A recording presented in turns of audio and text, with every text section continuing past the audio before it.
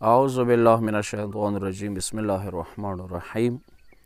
مولا امام جواد علیه السلام یعنی انم امام نه یو ښکلی روایت دی، خو ډېر وزني روایت دی. زندګۍ کې یو انقلاب راوستونکی روایت. هغه یایي څه تاسو کوم ویلونکی دی، مثلا څوک څه خبرې کوي، یو تقریر واورئ، یو کلیپ واورئ، یو خبرې واورئ، دا حقیقت کې صرف دا نه دی چې ما ورته غوږ واچولو، ما دې خبرې واورېدې بس ختم. نه، د ویلونکي ته حقیقت کې عبادت وکړلو. که ته هغه خبرو ته مثلا لایک ورکو، یا د شیر کړله، یا د ښه کامنټ په وکړلو، یا د پنځو کې هغه خبرې تایید وکړلو چې یا د څه وویله صحیح وویله، هغه ویلونکي ته عبادت کړی دی. خو دا ویلونکی دوو حالاتو نه خالي نه دی.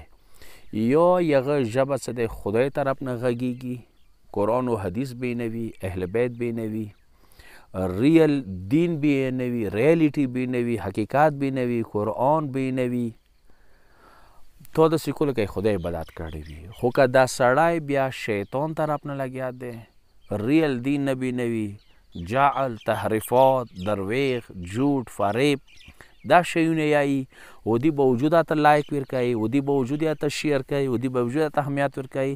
حقیقت کې دا صرف شیر نه دی، صرف لایک نه دی، صرف تایید نه دی، صرف غوږ جوړ نه دی، بلکې توی شیطان عبادت وکړو. یعنی څومره وزني روایت دی. پس موږ داسې وشوکو چې زه چېرته غوږ شوم، زه چې خبره ته اهمیت ورکوم، زه هغه خبره شیر کوم، زه هغه خبرې ته ویلکم کوم، سوچ دغې خبرې نه زه وکړم چې دوی چا طرف نه غږېږي. دا مهم دی. زه سوچ دغه خبر ته چې د دې څه وویله د قرآن مطابق دي که قرآن خلاف دي. ته اندازه ولګوه یو کس راشي شیطاني عمل، ناچ ګانا ګډول، بیا راشي قرآن ایسه یې کنیکټ کی وی وعمل الصالحات، صالحات نه مراد دی ګډول، صالحات نه مراد دی ګانې بجانې.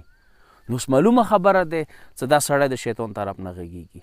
ایدی تایید یا ایدی حمایت کولی، چا حمایت دی؟ شیطان حمایت دی. په کار دغه دی چې مو د شینې ډېر غور وکړو، ډېر سوچ وکړو، ډېر فکر وکړو چې دا ویلونکی د چا طرف نه غږېږي. واخر دعوانا الحمدلله رب العالمین.